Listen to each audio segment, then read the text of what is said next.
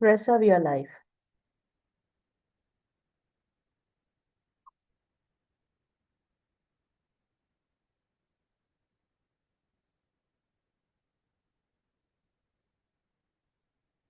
Hello, everyone. I hope you're all doing well. My name is Teresa Mbewe, and I'm honored to serve as your host and the moderator for today's important webinar on gender-based violence. This event is organized by Women Ascension under Community Outreach as part of our commitment to raising awareness and promoting actionable steps to tackle the pervasive issue of gender-based violence in our communities and beyond. Gender-based violence is not just a personal tragedy, it is a social issue that affects families, communities, and societies at large. It is a violation of fundamental human rights, and addressing it requires a collective effort from all sectors. Today, we will explore various dimensions of this issue, including prevention, intervention strategies, and survivor support.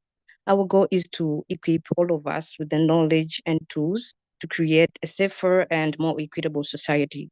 We are privileged to have our esteemed speaker today, who brings a wealth of expertise and experience to the discussion. Thank you for taking your time, ma'am, to join us. And without further ado, let's dive into today's discussion.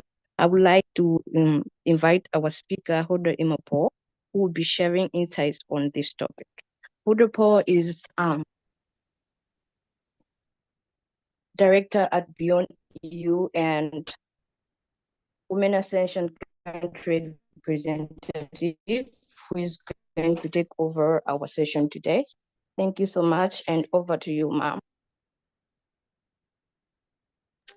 Thank you very much. Good day, everybody. I'm really excited to be here today. And one thing I always tell people is that I'm always privileged and humbled to always add my voice when it comes to the issues of women.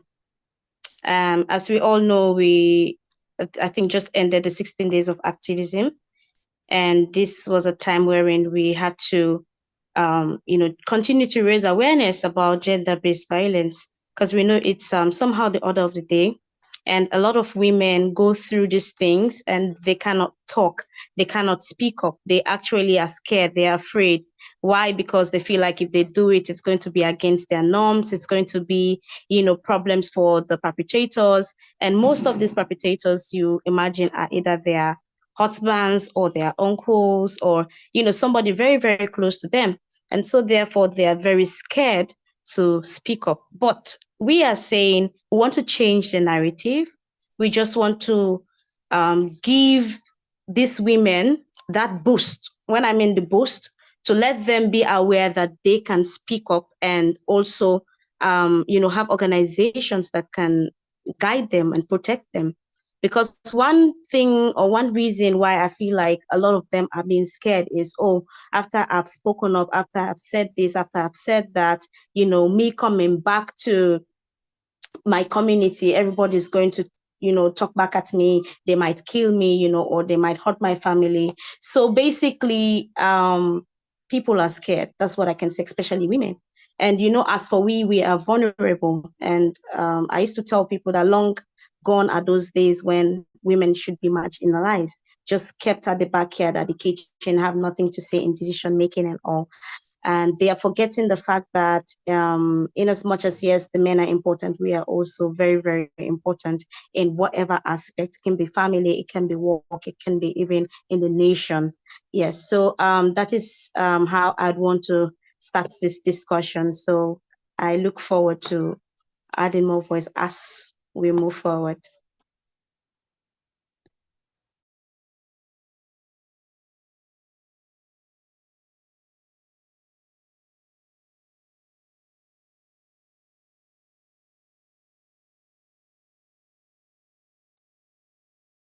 Thank you so much. I have some questions.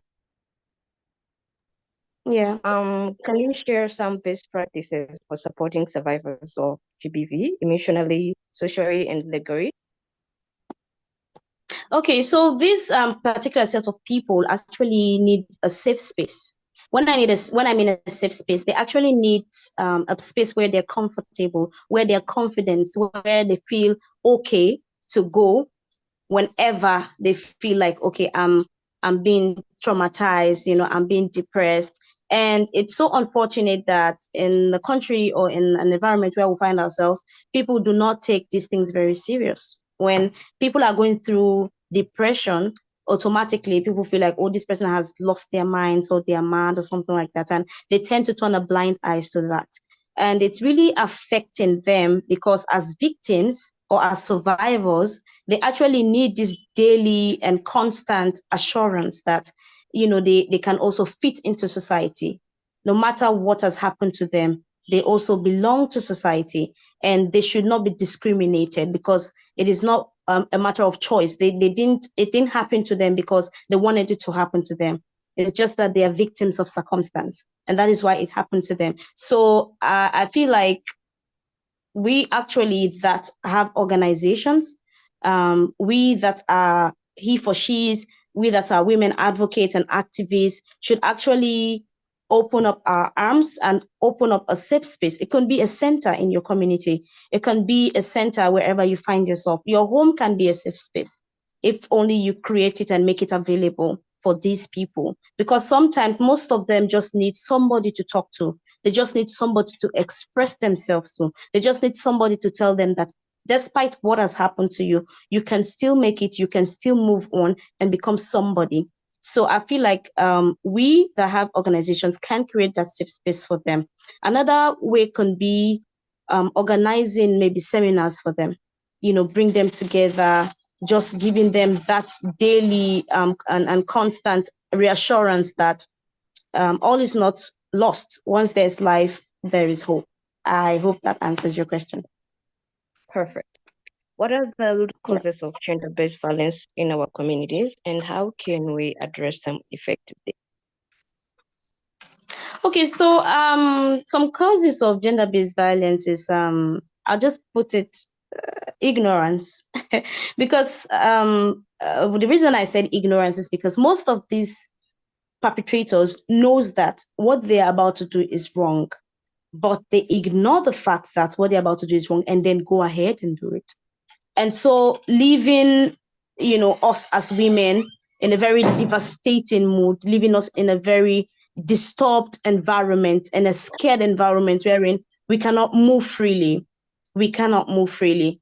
And so it's really hard because this thing is something that's ongoing. We are trying very hard for it to, go away, but it cannot be. So we're trying for it to be minimized. We cannot eradicate it all totally at a go, but we're trying very hard for it to be minimized in our society. And one way is for us to also have these perpetrators, be in a seminar, talk to them, educate them. For me, I love to say catch them young. If we really want to see a reduction or to see a minimization in gender-based violence, I feel like we should tackle the schools. These young children that are coming up, teach them how to be nice to ladies in class. Teach them how to be nice to their sisters at home. Do not hit your sister. Just put principles that will always stick with them for life. Because in as much as, yes, we have perpetrators, we also have men that will never raise their hands at women.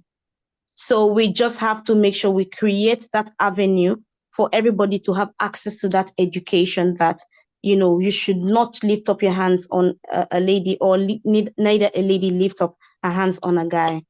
So I feel like that can be one way to minimize gender-based violence.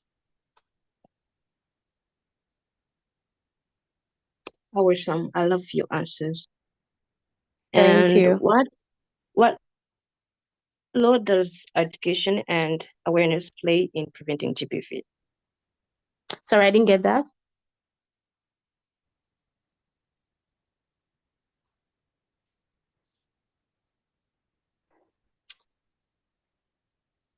Hello? What role does education and awareness play in preventing GBV? Okay, so the role that it plays in GBV is that at least the awareness is there.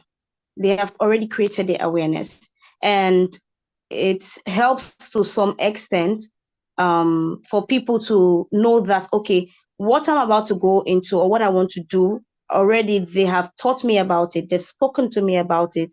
It's actually, I don't want to say creates an amount of fear, no, but it just gives you this mindset that if I'm to do something like this, I should know that there's a penalty to play.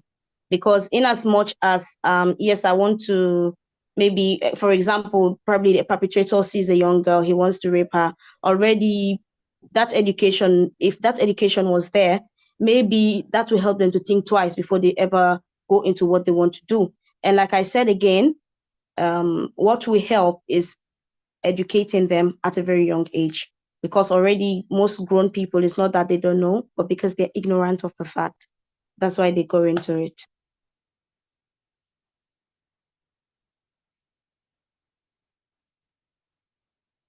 Okay, what are some of the challenges that victims of GBV face in accessing justice, and how we can overcome them? Wow, the challenges are many. Like I said, when I started, we have lots of people that are scared. Most times, these victims are their uncles, family members, their brothers, their nephews. And so it becomes very difficult because they're in between. They are now thinking, what if I, probably report this person has to spend the rest of their life in jail. And that also comes with, a lot of trauma, because maybe every family member will start pointing fingers at you that, oh, it's because of you this person is in jail, or it's because of you. And unfortunately, in some countries, we have a very poor justice system, where in a lot of people feel like corruption should be the daily thing. And if you do not have money, I'm sorry, there's nothing that can be done with your case. And so that is why a lot of people, continue to live in this particular kind of situation. Yes. So basically, I feel like these are few things that are very, very challenging. Most times you don't have lawyers that can just say, okay, I'll do this for free, except money. And finance is something that somehow, whatever you want to do in life, you need money. And if you don't have it, then you have to suffer, even if you are the victim, even if you are right, you just have to suffer for it.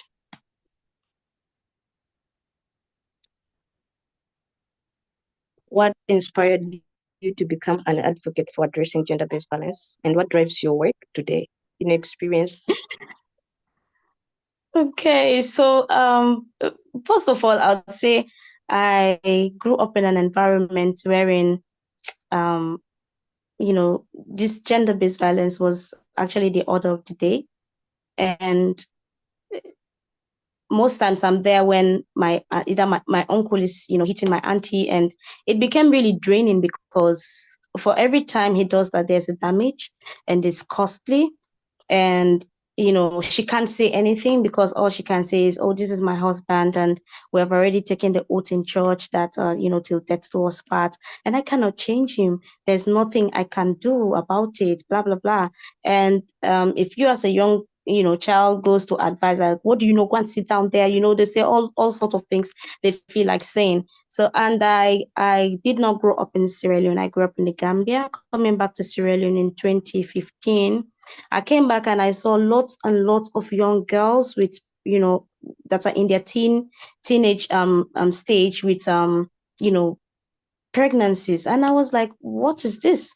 Looks like the order of the day, because for every street you find yourself, you must see one or two young girls with it. So I had to, do little bits of interviews, and most of them were like, I was staying with one of my uncles, and this happened and that happened.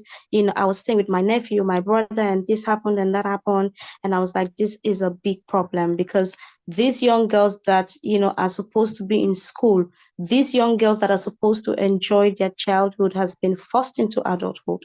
And most of them, unfortunately, they do not survive because they are young. And, going into the labor room, you need to be mentally prepared. You need to be physically prepared. You need to be healthy. And most of them do not have all those privileges, because whilst they are, on that journey of pregnancy, they need to eat well. And most of them will have to be on the street to hawk to eat. And most of them will not even have anything to eat. So I told myself, I feel like I can be part of the change. I mean, I cannot just take all of them and adopt them, but I feel like I can be part of the change. So I started by helping most of them on the street, day by day. If I see them, if I meet with them, I'm able to give them money to buy food and all. And I told myself, hey, with the small salary you're having, would you be able to? But I kept on doing what I could do until the inspiration came to open Defend You, my organization right now. So Defend You, the YOU just simply means Defend Youth, Orphans, and Underprivileged. And so all these teenage girls fall under the aspect of young people and youth. So I have an orphanage, I'd say a home, because I don't just deal with orphans. I have a home that I take care of orphans and underprivileged, and also it's a safe space for any young person that wants to pop in, seek advice or counsel. I can actually go through that particular process with them. And so along the line, I felt like my impact or in the lives of these young girls has gone a long way, because I have one girl right now that is with me. She's 17. She actually came to my home when she was 15. So she's been with me for 3 years. And when she came to my home, I was able to, do some visibility studies around her background and all. I got to find out that she was a victim of gender-based violence. I had to take her to the hospital and, just run necessary tests for her. And lo and behold, they found out that she was pregnant. But I think from where she was coming from, they had already started giving her some abortion pills or whatever locally way for the baby to be terminated. She started bleeding one night at home and I had to rush her to the hospital and everything.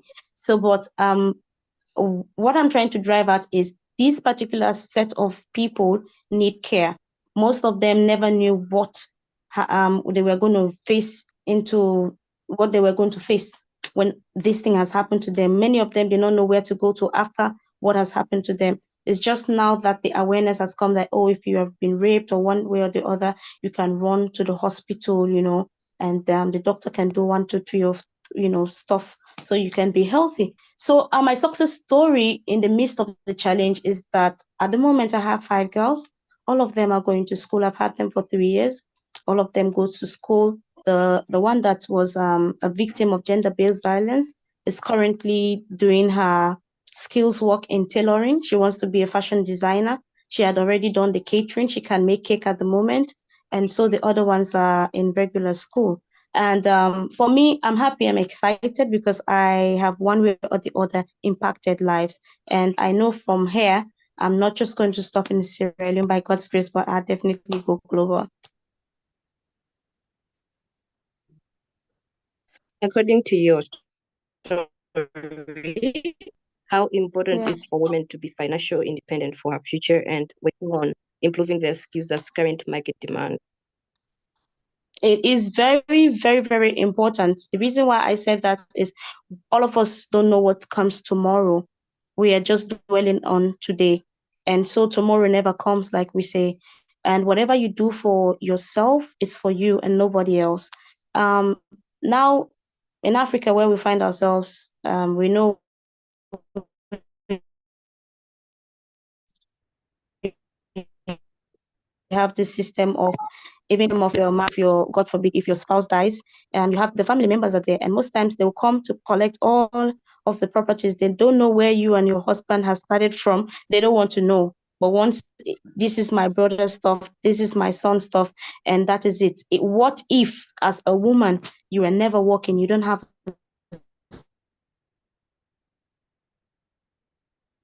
skill, you never developed, sat down to say, okay, let me learn something. That is how you will end up. You will suffer. That is why so many women fall into depression very easily, because they were dependent on this one source of income, which is their husband or their spouses. As a woman, you should be independent-minded. For me, I used to tell people that it's not as if I want to be proud or whatever it is, But I always tell myself that I want to be financially stable in a case wherein I'm able to take care of my needs, even in difficult times, even in times when I know I cannot ask. At least I have a stable income that is going to run for me, because as women, we are vulnerable, like I said. If you're not financially stable, it leads you to a lot of things. And there's so many things that are going on out there right now in the world, and you don't want to be involved. So it's very important as a woman for you to learn skill and be financially stable to take care of yourself and your kids and your family. Okay, now according to community context, especially in developing areas, how can communities play a more active role in preventing and addressing GBV? Well, the community, the role they have to play is a very big role. The reason why I say it's a very big role is that because most times when these things happen, the community are the people, or people in the community are these ones that we hide the perpetrators because it's their son, or they've stayed long as the son of the soil. They'll be the one to hide it. They'll be the one to just, suppress it. And they'll even be the one to stigmatize you. And so if the community can learn one thing, that what happened to you today can happen to me tomorrow, and they need to be more proactive in whatever is happening. It can happen to somebody's child and also happens to your child. So one way the community should help is when something happens to so and so, everybody should come on board. Just let there be an example to show that if this has happened once, it should not happen again. If it happens again, or if it happens once, this is what is going to happen to you. So if the community, and if everybody knows that, oh, this particular community, they don't take this for granted, or so they will definitely, think twice before ever they do anything.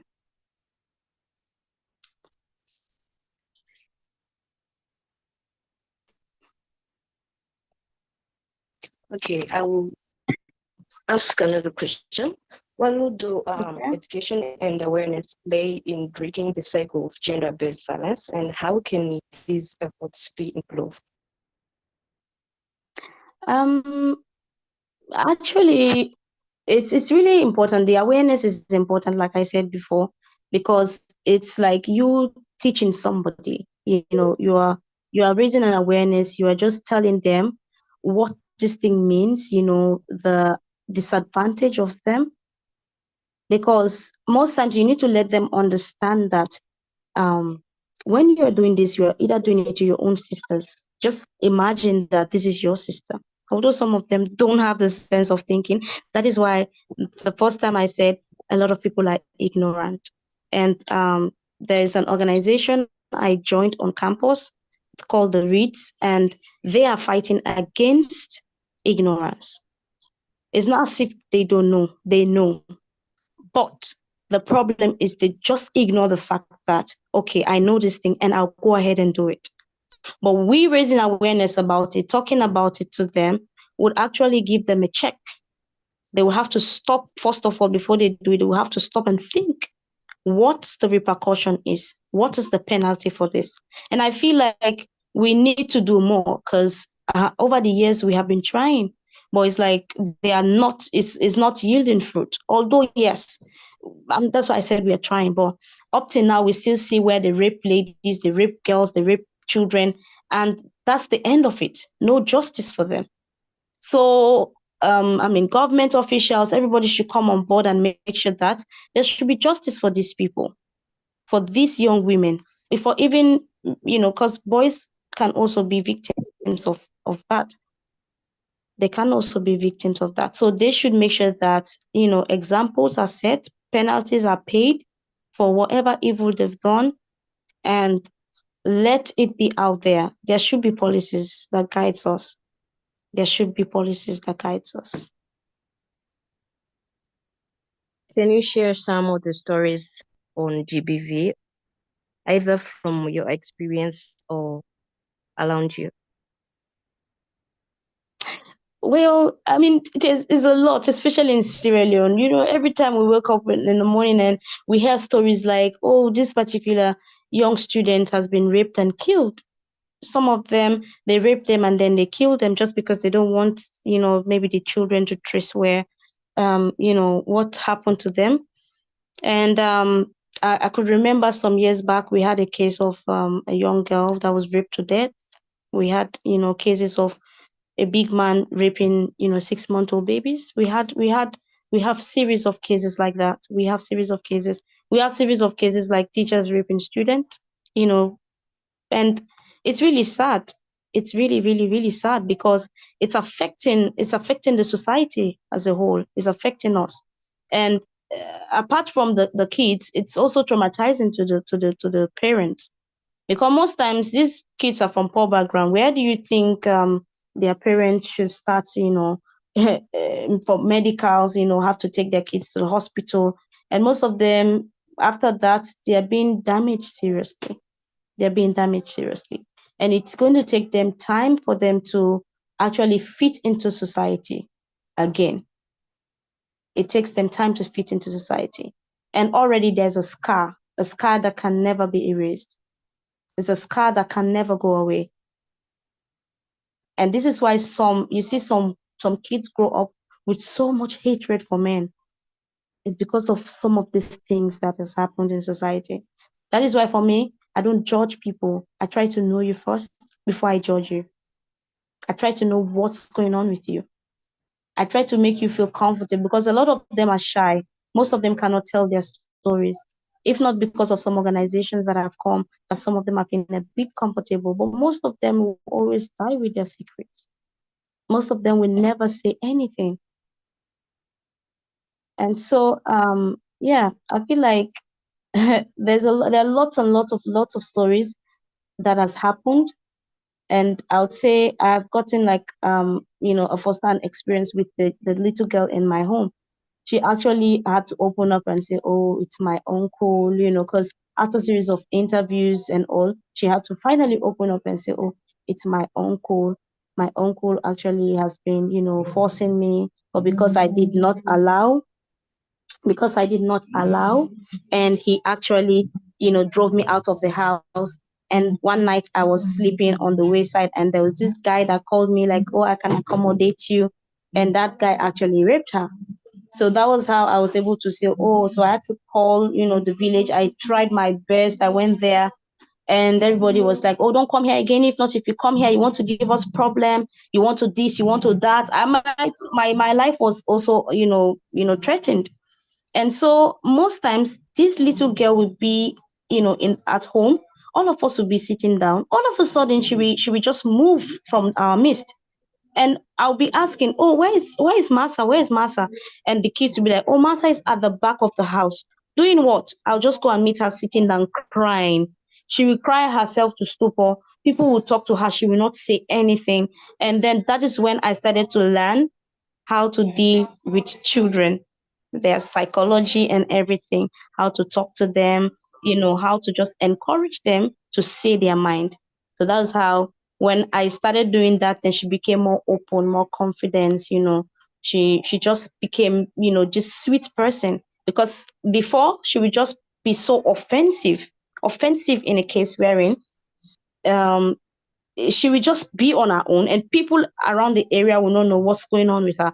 They might have, have this thought in their mind that, oh, maybe they are beating her at the house or giving her too much of work to do. That is why she's sitting outside. But it was later when I had to understand that this is what she's going through. She hated herself. Yes. But now I'm happy that she wants to be a fashion designer. Because whenever I bring a kid to my home, you are not just there as a prisoner. I take them out, take them to places they've never seen, take them to restaurants, take them to playing grounds, and let them just enjoy life, because they deserve it. The reason why I said they deserve it is because these are kids. They should live their childhood. Let's not force them into living their adulthood in their childhood. So definitely, if they have missed that in most of their life, defend you, or I am here to give them that aspect of it.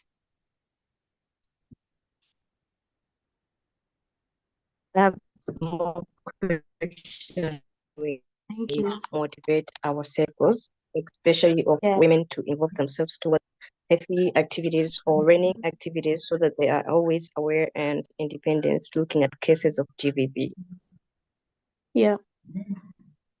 How can we motivate them, women in our circles?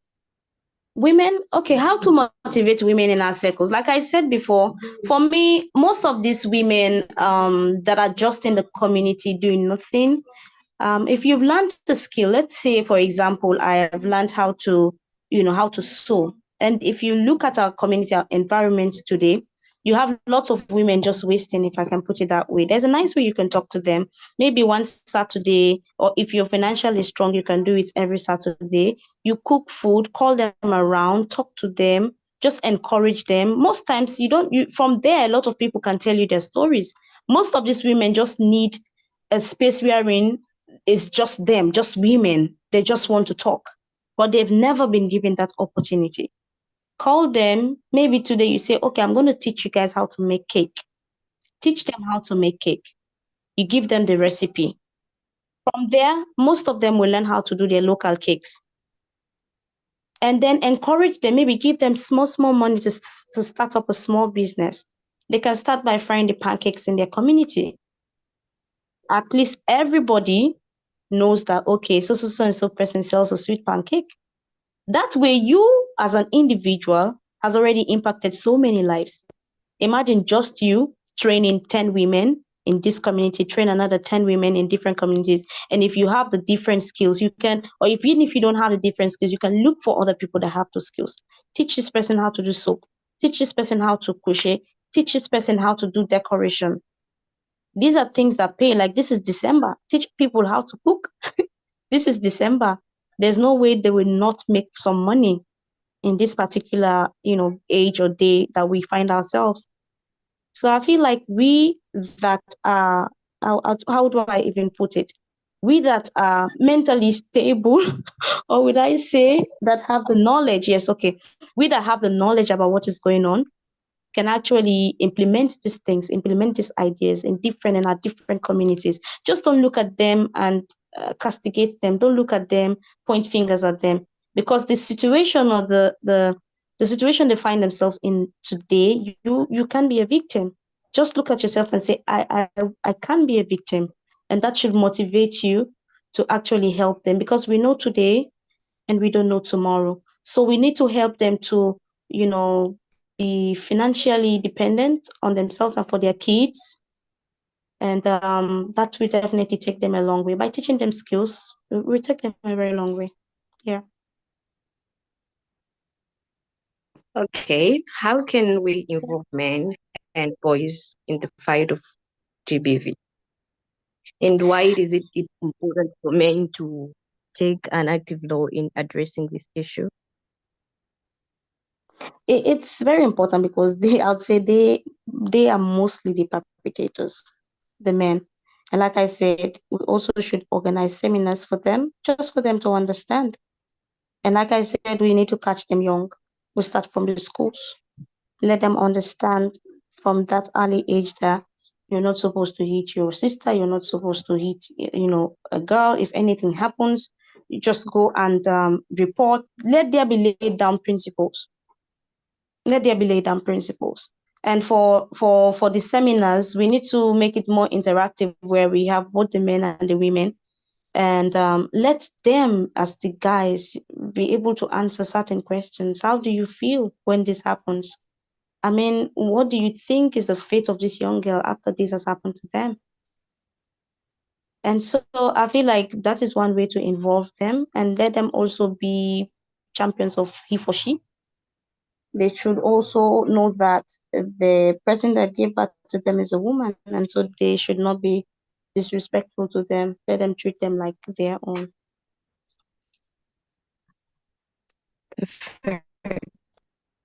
Thank you. Specific groups such as people with disabilities or just individuals who are more vulnerable to GBV?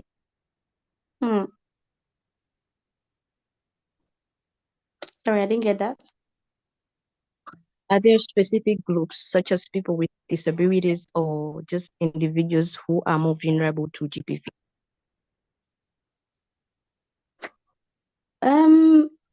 I feel like they have their associations. Most of them can be victims, yes. And so there's in Sierra Leone, I think they have an association that do cater for them because they are very much vulnerable, if I can say, very, very much vulnerable.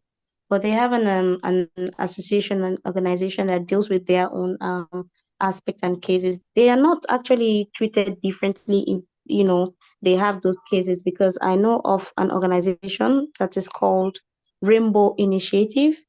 They are actually, champions for GBV, and they've created, I think, safe space in different some communities. They call it a safe space center, wherein if anything like of such happens to you, if you are raped, you can go there. They'll administer treatment to you, for free, and they will guide you. They'll tell you what to do, and if they're able to help you with maybe a lawyer or so, they normally come to an aid. So yeah. And can empowering women economically helps reduce GBV, and how so? Can Yes. you said can what? Can empowering women economically helps reduce GBV, and how so? For me, it helps to some extent. It helps because when I'm empowered as a woman, I mean, you cannot just do anything to me. First of all, empowering me as a woman gives me a voice. Already, I know there's an awareness that even if you are not being sexually abused, you can be verbally abused, because abuse comes in different forms. Comes through violence, comes to different forms. Some people might not beat you, but they verbally abuse you. They tell you things that drains you. And words go a long way. Words pierces. So if economically I'm empowered, I mean, to some level it does help to reduce it. It does help to reduce it. Except otherwise, if you as a woman just feel comfortable in your situation, but it definitely helps, because if I'm economically stable, I can move out. If I'm with somebody that's a beast, I can move out. I can get my own place. I can file for a lawsuit. I can go to organizations that can help me. I can find a lawyer. Maybe at the end of the day, the man can be in jail. So it does. It definitely does. That's very important point. What some of the indicators or signs should we look for to know what we are making progress in the fight against GBV? Well, one sign we should see is the reduction in the violence, because depression, that is one, and also the teenage pregnancy. Although some teenage pregnancy is not from, gender sexually based violence, from other effects, but I feel like if there's a reduction in that, especially the age limit, ranging from the age of baby to maybe 8, 9, 10, if we have a reduction of that, and if we stop hearing news of these things happening after every maybe 2 weeks, after 3 weeks, after 1 month, after 2 months, then we know these things are minimizing. And I'm just praying, because at this point we don't know what to do. Just pray that perpetrators will also come to an understanding that this thing is draining, it kills, and it's not helpful for the society, and they should just refrain from it instead of just turning a blind eye, being ignorant of it, and doing what they feel like doing. They should just come to an understanding and know that this is really, really affecting us. Okay, in your experience, what are the many challenges we face when addressing GBV, and what solutions do you recommend to overcome them? My challenges and the challenges we face is most times medically, the victims have to go through a lot. Honestly, it's sometimes financially draining. That is one. And number two, the aspect of you not finding justice for this, for what has happened. Because we see, for me, I've seen lots of mothers living with this thing for the rest of their life, that their daughters or probably their sons have died due to gender-based violence, and nothing has been done. So they have to live with that for the rest of their life. They have lost us. They have lost, somebody so dear to them. And in the country, there's nobody to fight for them. It's really draining. Nobody to fight for them, nobody to speak up for them, nobody to say anything. And it's just like there's nothing they can do. So I feel like we need to, if there's a fight, we need to fight. We need to fight so that justice should be served for each and every victim. Justice should be served. Whether you die, whether you don't die, justice should be served, and it should be done properly. It should be done properly. What I mean properly is when you've gone through the process, let's say, for example, you've gone to court and everything, and yes, maybe this person has been sentenced for 15 years, but later, after 2-3 years, you see the person out again, then that thing has not been done properly. But if it's done the right way, it's done properly, I feel like hopefully there will be a reduction in gender-based violence. To build on what you have just explained, many people in the audience might be wondering, what are some simple actions we can take in our daily lives to help fight GBV? One, for me, everybody has their own different ways of thinking. Everybody has their own different aspect of how they they see things. I normally tell people, especially we young girls that have gotten to the age of accountability. We know what we're doing, we know where to go, we know when to go, we know how to do things. First of all, they said you are addressed by the way you're dressed, and most times guys are moved by what they see. And the little advice I would say is just, I'm not saying you should, dress or whatever, but just dress appropriately and know where you're going to at a particular time, know your circle, know people you hang out with, know your friends you associate with. Because most times it's people that gang up against you to do these things. Most times it's when you're coming late from a party, these things happen. Although it cannot be so for maybe the 6 months old, but we that have grown and we have the knowledge about it, let us try to protect ourselves in as much as we as advocates are trying to protect the society. But to some extent, let us put some effort in, helping ourselves. Another way is, let's not stop talking about it. Let's not stop creating the awareness. Let us go to the schools, to these young children that are growing, that their minds are fresh, that can understand, and talk to them, tell them about it. And I feel it will go a very long way. And then link up to that, maybe let's say if someone suspects a friend or family member is experiencing GBV, how should they approach the situation? It can be crucial, it can be critical at times, but I used to tell people that if that particular family member was not scared of doing what he did, then why should I be scared for him to go and face the justice system? Or why should I be scared to just let him or let that particular person walk freely? No, you have actually put a stain, you have actually caused a scar in the life of this person. And so you too need to know how it feels like. Although it can be difficult at times, but we need to set examples. And whenever I say this, people say, oh, there is this thing I normally say, if I'm starting a business, the people that I feel should support me the most are my family members, right? And so they are not supposed to drain my business. They're supposed to support the business. So you see your young nephew, you see your young sister growing up, you're supposed to support her and not break her down. We're not supposed to break her down. You're supposed to support her to reach her particular goal, reach her particular height, instead of you damage her. So that's just what I feel like I can say for that particular aspect. When it comes to supporting survivors, what practical steps can we, survivors of GBV, take to seek help, and what can we as a community do to support them? Well, what we can do to support them is to engage them.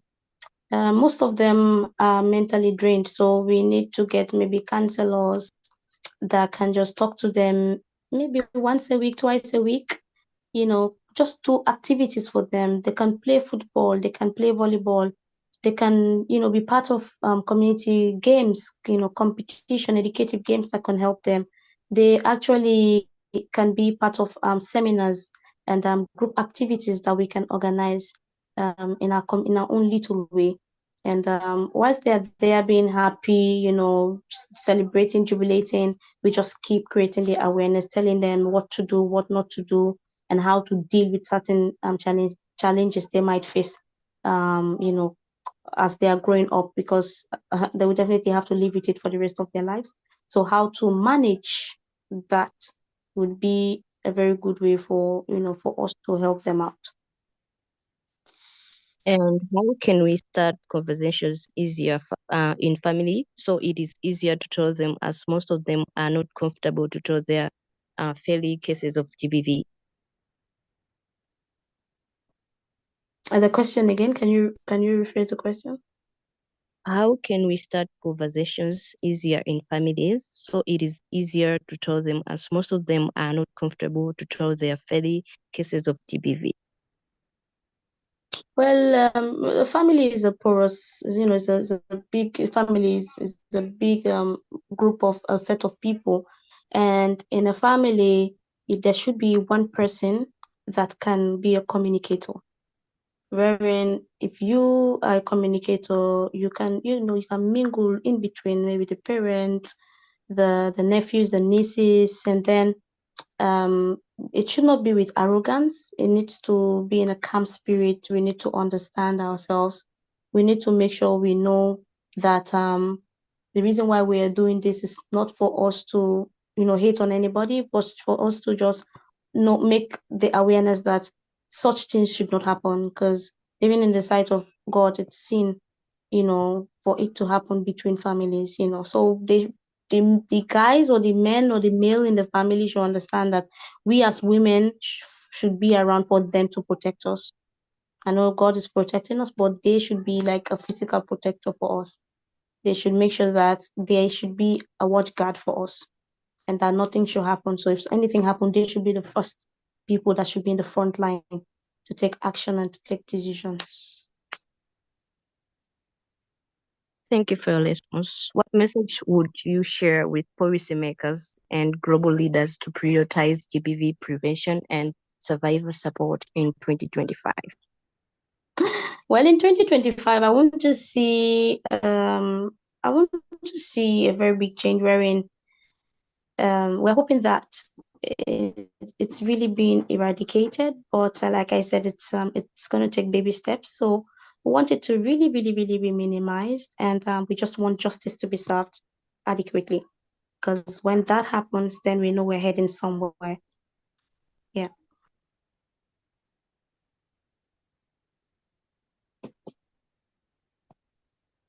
Okay, it's clear that gender-based violence has emotional and social impact. How can we as individuals or communities create safe spaces for survivors to share their story? We can create some safe spaces. Carry on.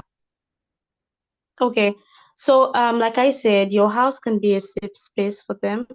And confidentiality should be another, because they actually need to be confident that if I tell you my story, so and so, people should not know. I mean, most times when they tell their stories, we need to kind of help in a way that change their names, close their faces. They just need that confidence. They just need that confidence that, okay, I am okay to say my story, or I'm okay to tell this person my story or what has happened to me.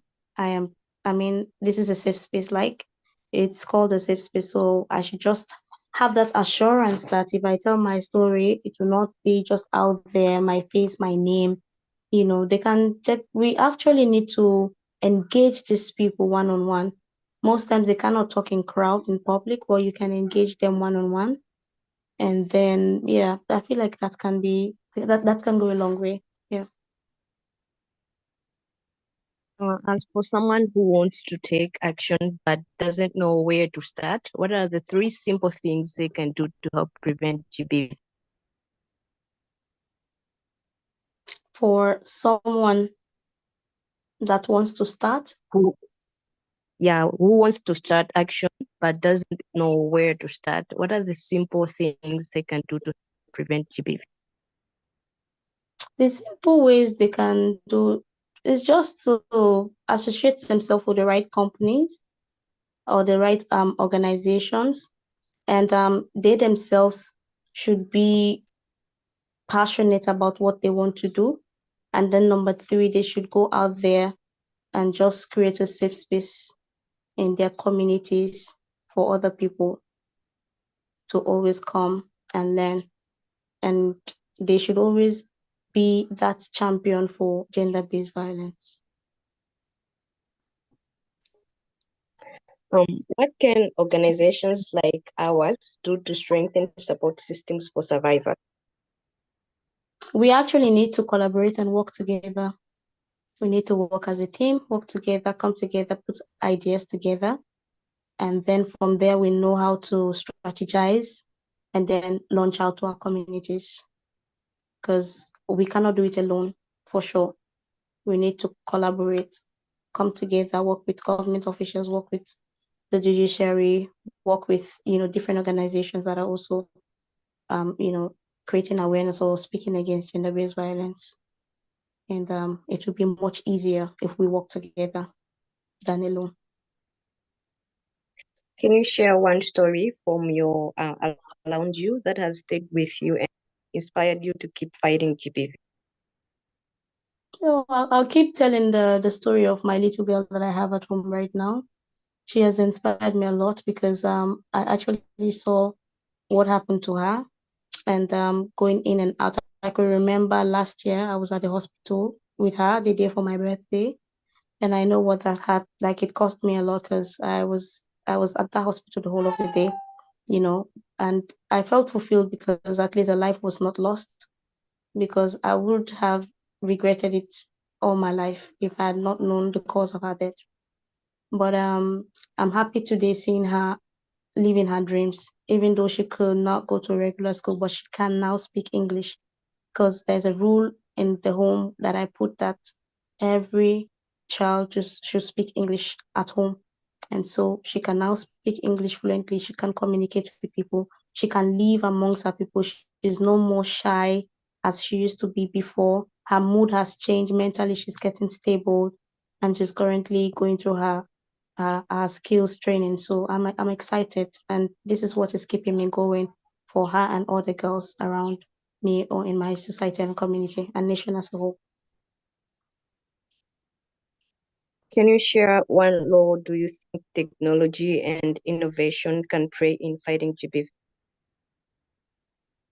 Technology and innovation, it can help a lot, because in this world we live now, this is the order of the day. We can use our social media wisely. We can organize online events like we're doing now, or put it out there more. Facebook, Instagram, and if every morning we all can wake up and just do a post about it, post it on our walls, post it everywhere. Let it be like a movement, a hashtag movement, wherein people get to know that, okay, people are really at the back end fighting against GBV. I feel like that is one way it can help. Technology can help and innovation can help. Thank you so much. Can you share one message to the audience as we are winding up? Well, one message I'll leave is, let us not relent. Let us continue to fight. We'll definitely win. And there's always light at the end of the tunnel. Let's not give up. I know a lot of people might be saying, it's been a long time we've been fighting for this. It's been a long time. We want this to stop, for it to go away. But it looks like it's just continuing. Let's not give up. Let's just continue doing what we are doing. One day, we would definitely be proud that we never stopped fighting for a very good cause. Thank you so much. Now Thank I you would too. like to call Ma'am Mahini to just say a few words about this topic.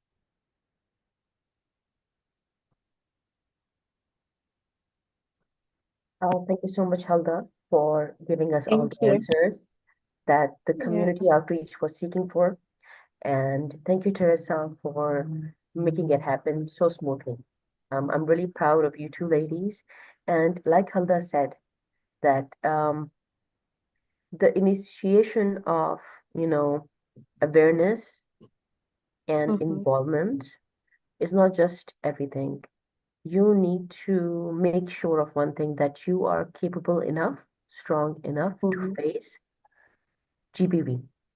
And sometimes you are not just facing directly the circumstances of gender-based violence, but you can see the inconsistency among the community as well, giving it a leverage to make it happen.